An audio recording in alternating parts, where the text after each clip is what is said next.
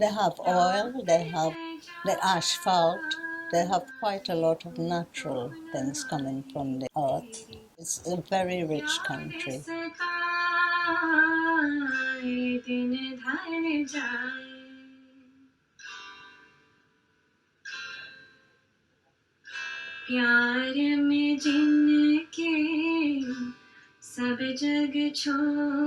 The indentured Indians, they're the one who brought the bosses and the workers together. Because as far as the bosses were concerned, they'll shoot these people and they'll dig a great big trench and bury the whole lot. The Indians say, look, we'll negotiate and see that you all get somewhere to live, and they intermediate, you know. And then they started learning, then they started being educated, yes. And everyone moved on from them. When I was a child, it was lovely. Good times, good friends at school. In our teens, we went to dances and places together, cinema. Where did you go to school, Shirley? Blackhouse Road. How old were you when you left? 14. That was very common in those days, wasn't Yeah. it? And what did you do at 14? My first job was at the Myconite and Insulators. They made all the insulation for aeroplanes and any electrical equipment. And I worked in the rate fixing office, printing books for people to, you know, fill in when they'd done their day's work. Very boring. But there was so much industry. There was, yeah. And if you didn't like a job, you'd look elsewhere. Yes, I and remember you could that. get a job quite easy. It is with pride that I now open Calder Hall, Britain's first atomic power station. In England, people left school at 14. I left at 30. Did you have any training, or did you pick it up as you went along? Well, it came to me naturally. When I was working in Trinidad, I was working in a big store. You know, I'd been a buyer there. It was as big as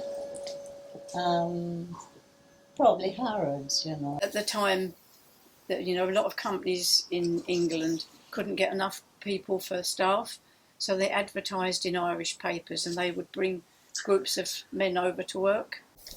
And so we met at work. It was one Sunday, it was a beautiful day, and we decided to go to Holler Pond. And we got a boat out. We had nowhere to be, you know, on our own. Yeah. So he said, well, the best thing we could do is get married. What do you think? Oh. So I said, well, I can ask my parents. He went, yeah, I've got to ask your dad, haven't I? And I went, yeah. In fact, he was quite a strict father, always had been. He could be a bit of a bully at times as well. But actually, as it turned out, when John asked him, he turned around and said, well, if that's what you both want, I don't mind. Our family knew each other, even before he was born.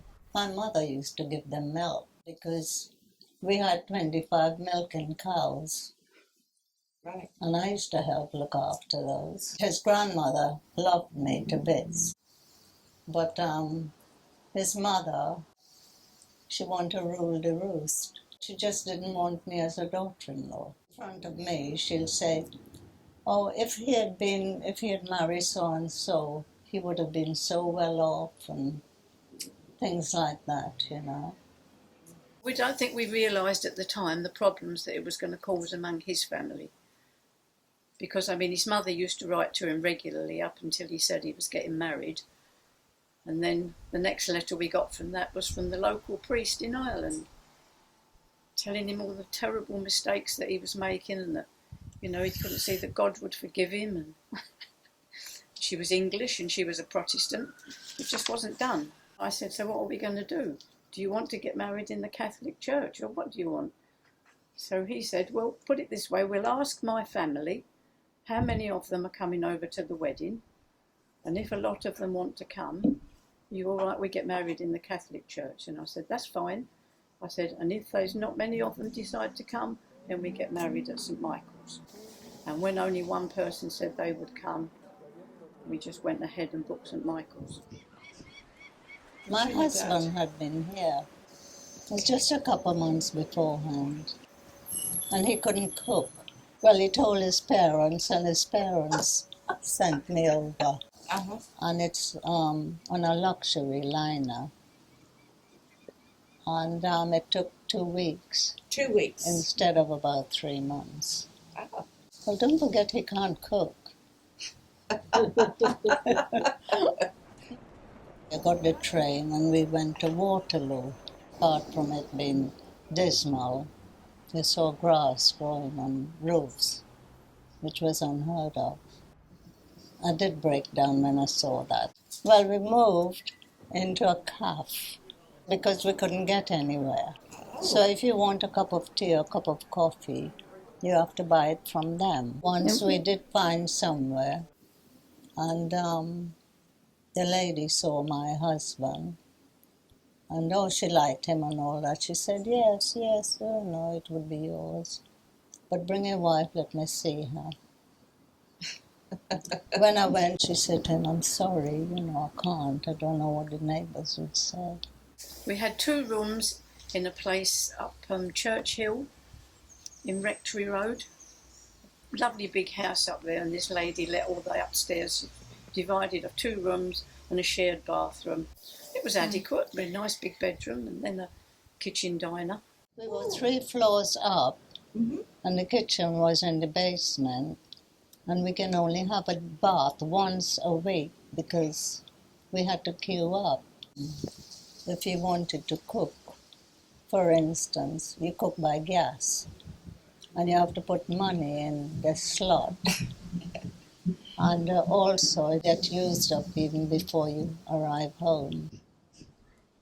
I used to earn £7, 6 and 8, and I got 4 shillings more than everyone else because I did everything. In the morning, I used to do all the tills. It wasn't my job, but I used to do it because I was first one there. Then I used to do my the work for the manager. Then I'll do the take-ins of that day and compare it with the previous day, and then compare it with the previous year and all that. But then when it comes to relief time, I'll relieve on any counter in the shop. And anyone wanted to know any price, I was able to tell them whether it's a carpet or not. In this country, in 15 or 20 years' time, the black man will have the whip hand over the white man. When I started working for this branch of Devon's, he used to say, my dear, Mrs. Mohammed, my dear. But his secretary, she was Miss Crisp. She was one of these people, mostly. She was the secretary for them. I used to see them every week, every evening when I'm coming home. We'd been married 6 months, and he was given an ultimatum. He was to be called up, and he had to go to Catterick or go back to Ireland. So he decided to go, and then of course we were pleased to see each other. And after a little while, I realised I was pregnant. And as soon as she realised I was pregnant, she gave me my notice to leave. So I had to go back and live with my parents. You worked up until a month before you were due. Yeah. And then you had to leave. And you got maternity allowance for, I don't remember how long now, a couple of months. Yeah. And then that was it. It was a given that you couldn't keep your job, No, wasn't you couldn't keep your job. You just knew you couldn't. You couldn't. That was it. You accepted it, didn't you? Yeah. When I was pregnant with the first child, he wrote and told them. He said, "This will be your last chance. If you want to accept us and the baby, now's the time." And then we got a letter back saying, they would keep in touch to let them know. The sad thing was, with his family, once I met them all, we all got on very, very well, except for one sister. To this day, she is still incredibly prejudiced. So I had to leave both my children at home with my in-laws. There was no hope of ever seeing them. When Christmas comes, and they're sending cards or anything like that. The card was always to their dad. And I used to be sharing the office with Doreen. And as soon as she looked at me, she used to say, right, I'll cash in the check this morning. And I used to stand behind the door, and she used to take over and do what I should have done. At Christmas time especially, I used to lose quite a lot of weight. If they wanted any help in the toy department, I must never go there.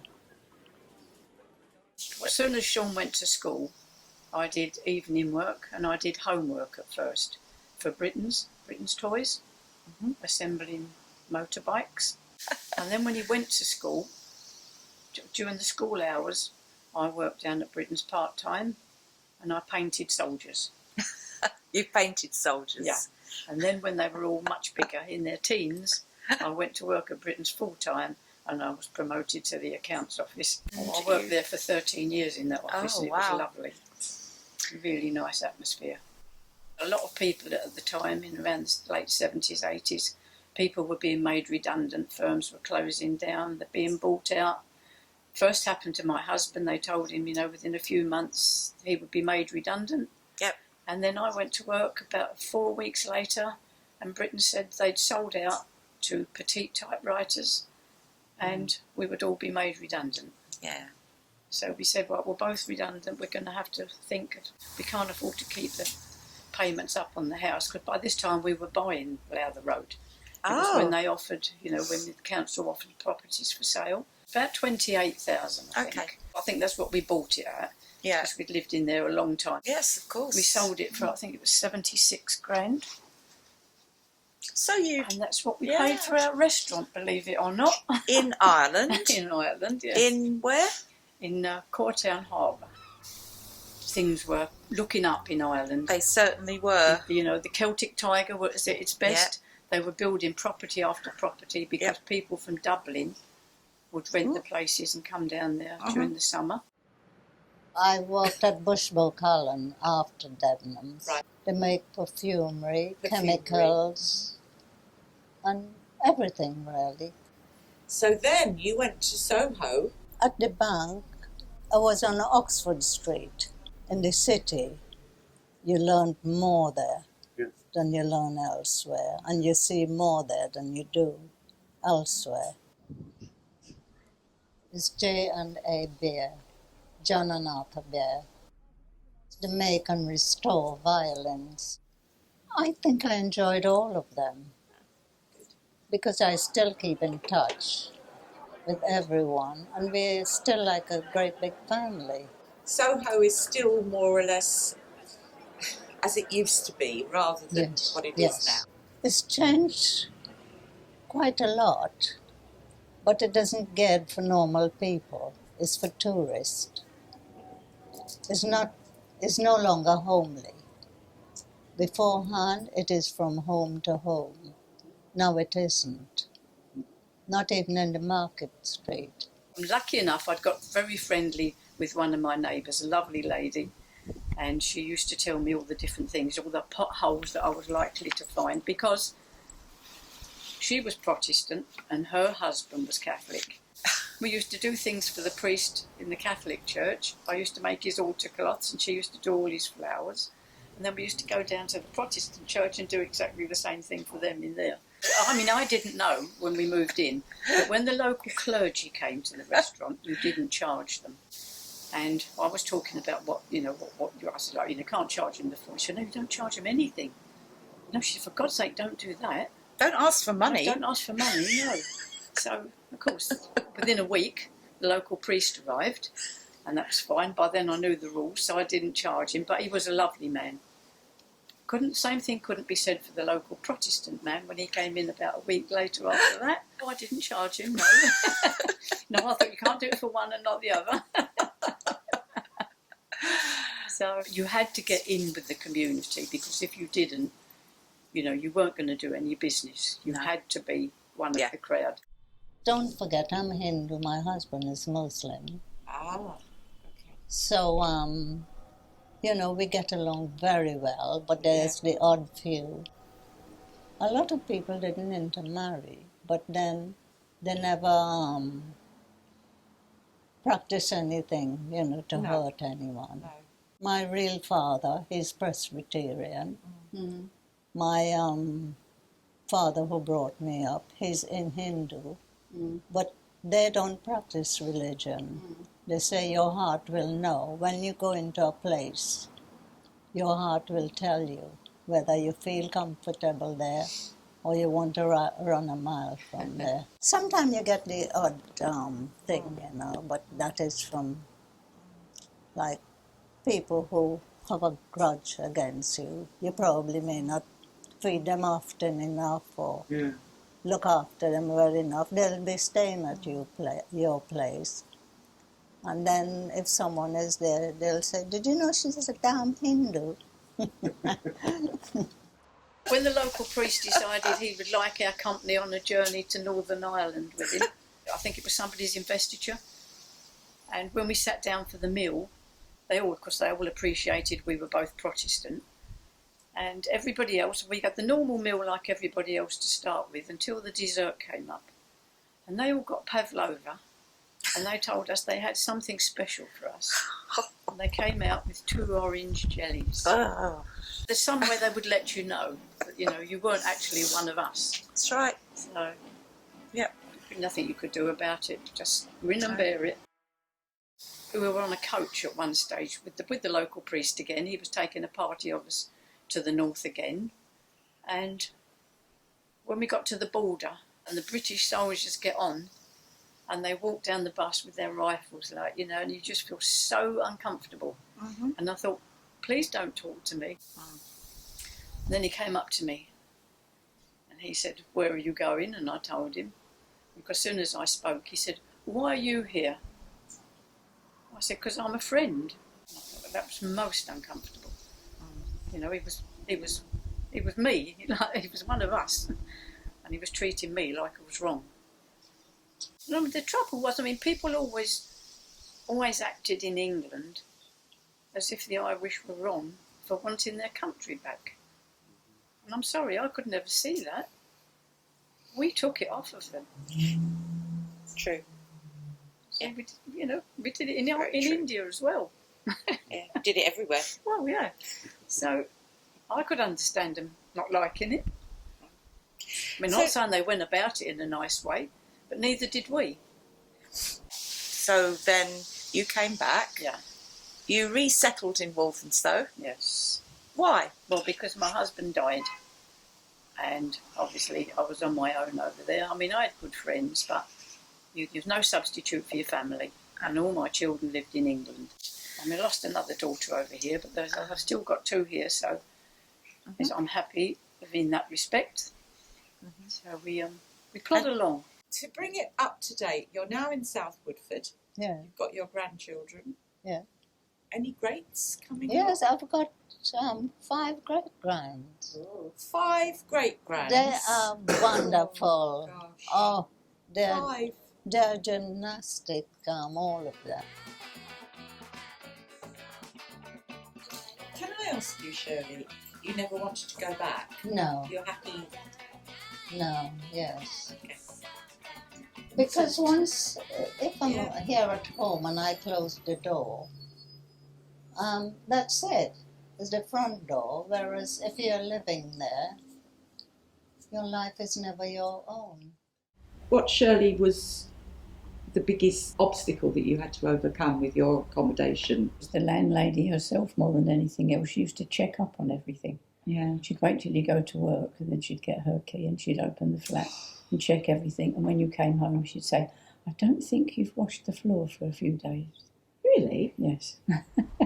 At that time, when you were looking for accommodation, it might have been problematic for you. Always. Because everyone was looking for somewhere and they seemed to get there before you. And did you find it difficult to get accommodation? No, not really, no. Right. No. Our first flat, we got the address out of the local paper and we got the flat straight away. Yeah. And then, as I say, I had to move back home when I got pregnant. Yes. And then we applied to the council. And as soon as my husband came out of the army, they found us the place. And then they were very good then when my daughter was ill. They said we needed a bigger house with easier accommodation, easier access. And we got a 3-bedroom house. Carrying a 7-year-old in a plaster cast up 4 flights of stairs was very difficult. Yeah. At the time, we were living in our own house. But it's a matter of having enough money at the end of the month to cope with the living facility. Schooling was very good, I must admit, you know. We always had to pay attention, because if you didn't, you were in trouble. But you did pick things up, and it did stay with you. My father so much expected me to pass the 11 plus, he was absolutely gutted when I didn't. Why do you think you didn't? Because I was too uptight. I was terrified that I might make a mistake and do it wrong, and of course I did. Okay. Oh dear. And I wasn't popular, but never mind. Well, I tried to disguise my education because I was not meant to be educated.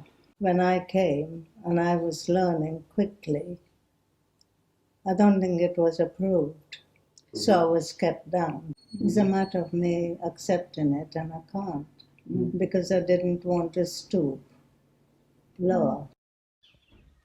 Particularly in Northcote Road, there was a lot of digs there. Every other house that let had the sign in their window. Really? Yeah. Yes. Yeah. Oh, everyone saw it. It was commonplace. Yeah. And it used to say, no black, no Irish, no dog, no whatever. Yeah. It's very common. Yeah. They were not tolerated towards us. I have the wrong accent, and I sing the wrong anthem. Oh, it's not my fault, but I've lived with the shame. You just can't belong to a 6-week-long summer. September always comes knocking again. It's like walking on the high street, and anything that's happening, you know, it doesn't really apply to you. It's just in the atmosphere. And the 60s depression fuels the diaspora. And did they think they would stay for a year and a day? Oh, but I am no different. My bridge it is broken. I was flesh and blood, become plastic instead. We just have to be open-minded and have a thick skin. That's right. I think Well, we were in the same boat. Because you know what's going to happen. So you can't do anything about it, so you accept it and you just do the best you can to fit in. That is how it was, you know. You like it or lump it. Oh, yes. Or you take it more personal, or you move on. Yeah. It's like making your twin. Do you know we have so much in common? We do, yeah. It's incredible. I was born in the city of workers, and I sang in the bars songs of my mother and father. You screamed out for flatly as the river flowed faster, and you sang out for rain when the lions are tamed. But when I sang in Brooklyn, you called me plastic. Oh, am I so different, never to be the same?